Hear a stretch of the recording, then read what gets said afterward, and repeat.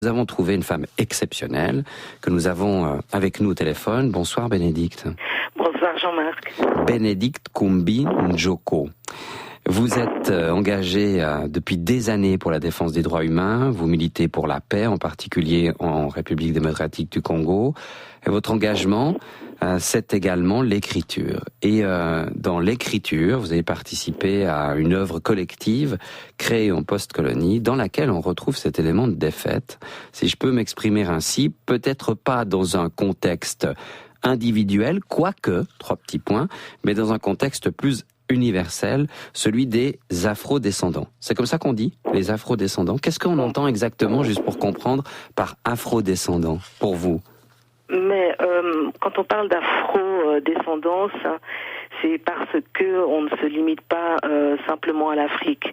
C'est-à-dire que l'on va parler de toutes les diasporas africaines dans le monde et bien sûr ceux qui sont en Afrique. Donc c'est très très large comme acceptation. Alors justement, l'acceptation est large, le concept est assez universel et vous dites pourtant dans cet article une défaite de nous-mêmes en tant qu'êtres. C'est-à-dire que pour vous, le fait que l'Afrique a été colonisée, que l'Afrique a vécu ce qu'elle a vécu et ce qu'elle vit aujourd'hui, c'est une défaite de vous-même en tant qu'afro-descendante, aussi en tant qu'être, ou bien c'est seulement une défaite de la collectivité ? Pour moi, quand je parle de défaite en tant qu'être, en fait, je l'interroge. Je ne dis pas que ça l'est. Et ce que j'entends par défaite, c'est une défaite au fond d'une guerre, parce que la colonisation, ça a été une guerre. On a souvent tendance à penser que les personnes, donc les Européens, sont allés en Afrique, ont trouvé des gens qui, somme toute, leur ont livré d'autres gens. Et cette histoire racontée comme ça fait l'impasse sur les résistances en réalité. Et donc ce que moi j'interroge là-dedans, c'est effectivement si on parle de défaite d'un point de vue de la guerre, est-ce que justement ça signifie la défaite de l'être ?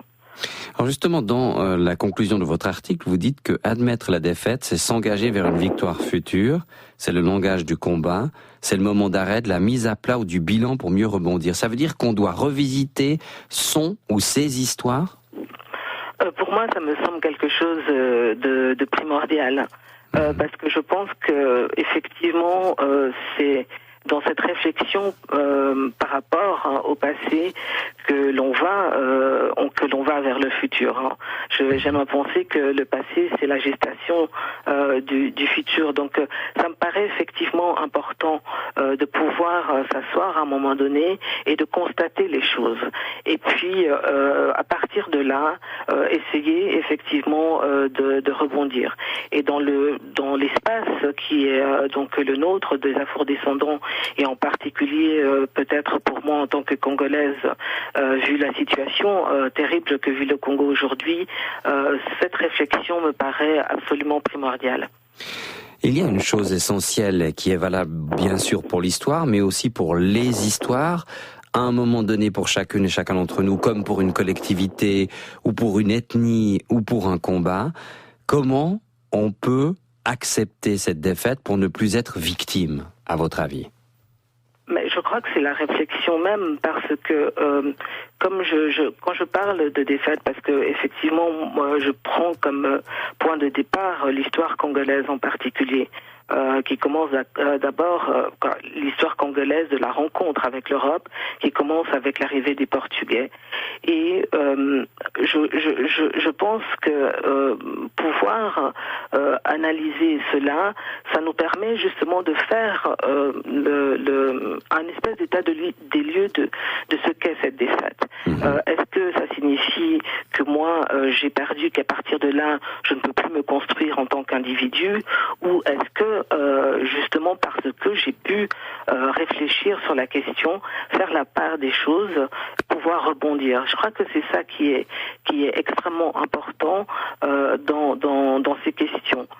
Ne pas rester coincé dans une histoire qui parfois n'est pas la nôtre, hein, parce qu'elle est dite aussi par d'autres, et donc du coup pouvoir se réapproprier sa propre parole, sa propre pensée par rapport à ça, voilà qui est à mon avis très dynamique et qui peut être porteur. Ça veut dire qu'on n'accepte plus, on dit non à la soumission, à quelque soumission que ce soit, hein. Parfois c'est le passé, parfois c'est la famille, parfois c'est la maladie, et c'est chaque fois un défi. Oui, parce que en fait, je réfléchissais au moment, en fait, au thème que vous abordiez aujourd'hui. Qu'est-ce que c'était justement ce défi? Et pour moi, parce qu'il y a plusieurs acceptations, ça peut être de la provocation, mais ça peut être aussi le fait de pas s'incliner. De pas s'incliner, et je crois que là, justement, on a quelque chose qui est intéressant, parce que ce n'est pas une insulte qui est faite à la personne qui est en face de nous ou à l'autorité qui est en face de nous, mais c'est une revendication de pouvoir exister soi-même, ne pas plier. Et par rapport, ça peut être par rapport effectivement à un État, ça peut être parfois par rapport à la famille effectivement, mais il faut pouvoir, pour moi en tous les cas, se dire à chaque fois qu'on a cette autonomie en tant qu'individu pour pouvoir se lever et ne pas forcément accepter ce qui est dit en face. Ce que vous dites qui est valable magnifiquement du reste pour chacun d'entre nous, mais aussi bien sûr pour tous les afrodescendants.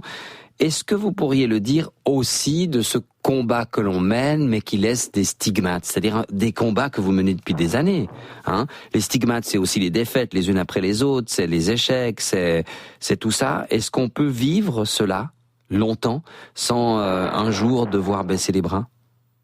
Alors, je suis peut-être quelqu'un d'extrêmement combatif, et donc j'ai beaucoup de peine à penser justement que l'on peut à un moment donné baisser les bras, parce que pour moi c'est l'annihilation justement de l'être, et ça me paraît inconcevable, hein. Peut-être que ça, effectivement que ça arrive pour certaines personnes, mais quand les causes que l'on défend, et puis quand il s'agit même de soi-même en particulier, il me semble que le combat il doit être continu, même si ça fait mal, même si on a des coups.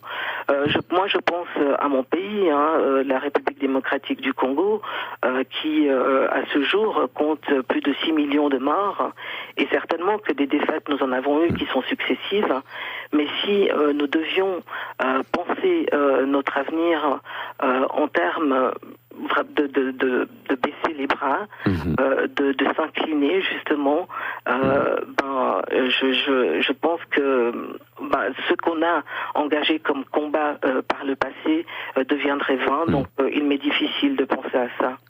En même temps, vous le dites vous-même, hein, on est fondamentalement incapable de dire que nous sommes une nécessité pour nous-mêmes, de nous considérer comme un bien et non comme une marchandise.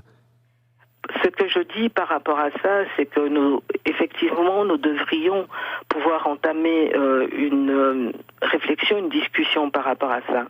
Mais quand je parle de bien, de cette nécessité que nous sommes pour nous-mêmes, moi je manque profondément dans ma culture Congo, en fait. Parce que, tout simplement, quand il y a eu l'arrivée des Portugais, et la première rencontre qu'ils ont fait donc avec ces individus qui vivaient dans cet espace Congo, ils leur ont demandé mais qui vous êtes? Et les Congos ont répondu nous sommes des Batou. Les Batou chez nous c'est le pluriel de Motu qui est le Muntu. Le Muntu c'est l'humain. Et ils ont répondu en disant nous sommes des humains. Et lorsque l'on va rechercher la signification profonde de ce que c'est le Muntu, en Kikongo, on dit que c'est le bien le plus précieux que l'on a. C'est le cadeau le plus précieux que l'on a. C'est nous-mêmes, c'est ça. C'est nous-mêmes. Ouais. Et donc, effectivement, issu de cette culture-là en particulier, moi, ce que j'invite justement les gens à faire, c'est de pouvoir réfléchir autour de ces notions, de se réfléchir effectivement en tant que bien, en tant que nécessité, pour pouvoir en fait regarder l'autre avec les mêmes yeux que l'on pose sur soi-même. Et ça, pour avoir juste cette relation à l'autre qui nous permet d'être dans la construction, justement, et pas dans la destruction. Oui, parce que vous le dites vous-même à votre façon, hein, il n'y a qu'un pas qui nous fait dire qu'on est étranger à nous-mêmes et qu'on n'a plus de sens à nos propres yeux, que nous ne sommes rien. Il y a un pas pour des générations et des générations, et il y a un pas pour chacune et chacun d'entre nous. Oui, il y a qu'un pas, mais ce pas-là,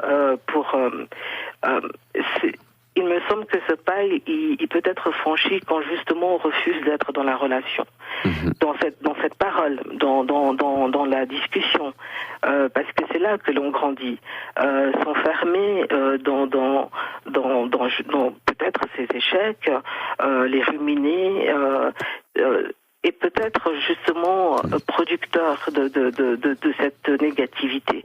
Donc nous devons être dans cette relation à l'autre pour ne pas être dans le pas qui nous conduirait juste à ce qui serait réellement, alors du coup, une défaite de soi-même en fait. Alors en conclusion, si on reprend ce que nous disait tout à l'heure Viviane, le vrai défi est de reconnaître sa défaite. 3 petits points, qu'est-ce que vous y ajoutez vous-même, Bénédicte, à ces 3 petits points? Aux 3 petits points, reconnaître sa défaite, mais pour moi, dire ça comme ça, c'est peut-être un peu général, parce que moi j'aurais besoin d'avoir du contexte, parce que c'est vrai que nous aussi, mais et c'était son texte. Hein, le vrai défi est de reconnaître sa défaite.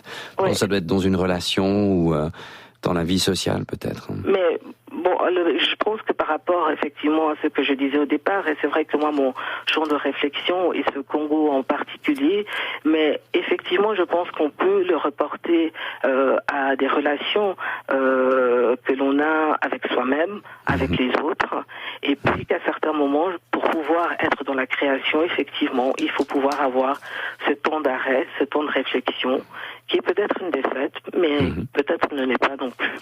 Un arrêt sur le chemin pour réapprendre la nécessité que nous sommes pour nous-mêmes. Merci beaucoup. Merci bien. Merci Bénédicte d'avoir réussi à faire de quelque chose d'universel, quelque chose de personnel,